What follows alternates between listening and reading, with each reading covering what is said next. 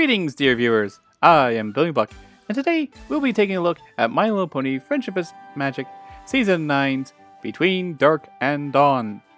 Let's see how this episode goes.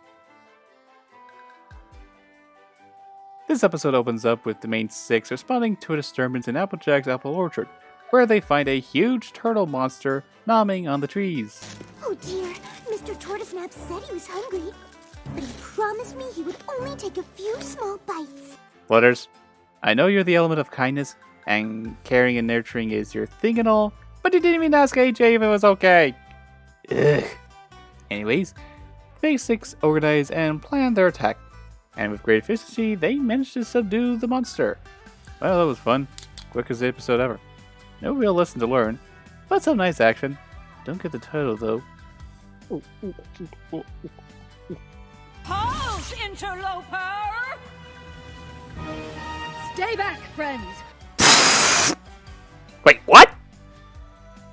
Yeah, that was just the opening to the actual episode, which is now focusing on Luna and Celestia.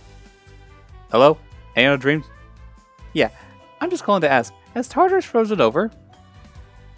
Well, yes, I am reviewing Between Dark and Dawn. How'd you know? Yeah, that's something I should point out. Ever since the show started, we've rarely actually get to see the princesses do anything. A couple of times they've taken actions, but they were hardly ever the focus, let alone be the main protagonists. The only other time they were the focus was a royal problem, and that was a Starlight episode. Here, they're finally taking center stage. Finally. We continue on as the princesses help out in literally everything they can, helping campers find their way in the forest, bake cupcakes for a last-minute catering job, and replacing a bridge for just a small hole. I think they might be going a bit overboard. The big six get together to address their concerns, wondering what the hey is going on. Yes, they say what the hey. This leaves Twilight concerned that maybe the princesses don't think she's ready to rule, and are reconsidering. But no! The princesses burst in and explain that they're just bored. I'm not kidding.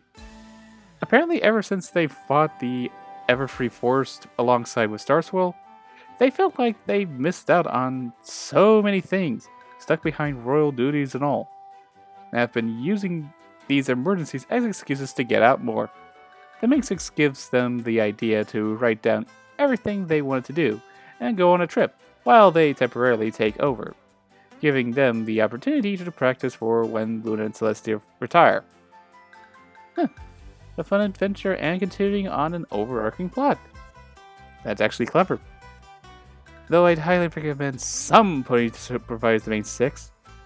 Yes, they have their hearts in the right place, but like I said in the beginning of the end review, ruling a kingdom is nothing like saving the world.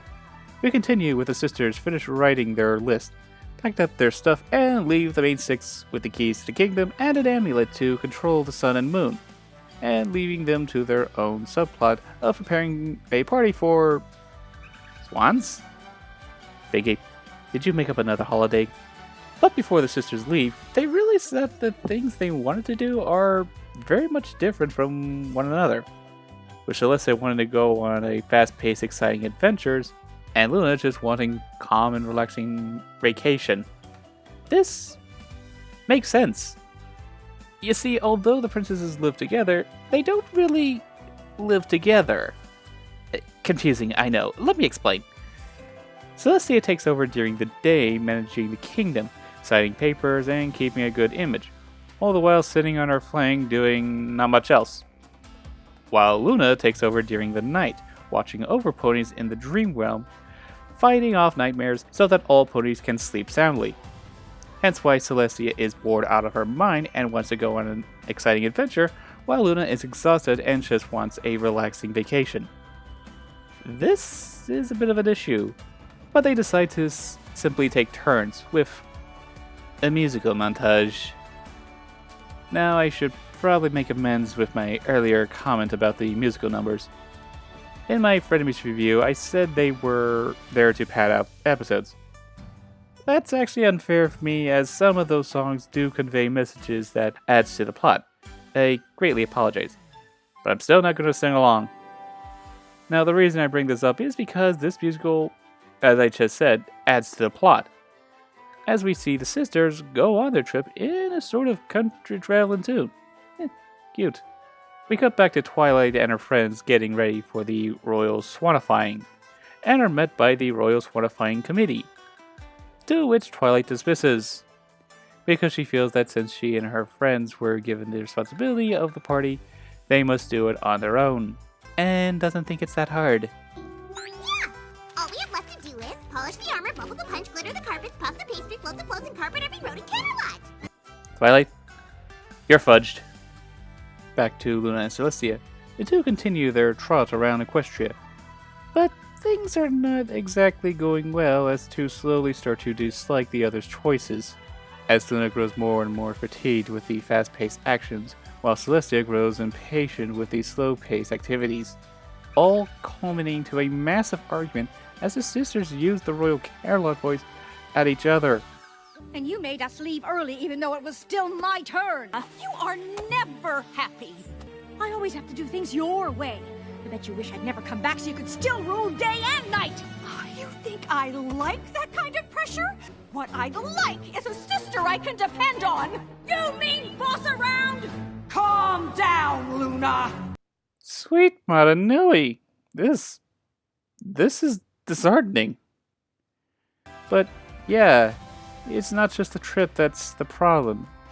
Seems there are still some baggages between their clashing dynamics, as Luna shows her disdain for her sister as she feels restricted following her orders, while Celestia is rather annoyed for her sister's ungrateful attitude. This was touched upon briefly in the episode Royal Problem, so it's kinda accurate. Disheartening, but accurate. This results in the sisters splitting up. Yeah, let's check up on Twilight and the others. So we're just going to have to do it sequence. Courtyard is full of swans waiting to get in. Ah, just as terrible. Yeah, it goes just as bad as you'd expect, with Twilight having a mental breakdown, feeling like she has failed meeting the princess's expectations to accomplish what they do. Then Fancy Pants, no seriously that's his name, comes in telling that's a load of shiitake mushrooms, that the princes have never put together these parties before. That's the committee's job. And thus, Twilight learns her lesson in ruling. Although she wears the crown, she does not need to wear all the hats. The princesses are not in charge of everything. They assign the right ponies to do the job, hence the committee. And thus ends the subplot. Back to the sisters. They continue on their separate journeys, at first enjoying their alone time, but slowly they start to feel, well, lonely. Missing each other's company, with Luna getting nasty sunburned without Celestia reminding her to put on sunblock, and Celestia getting lost in the forest as Luna was always good with directions, as well as...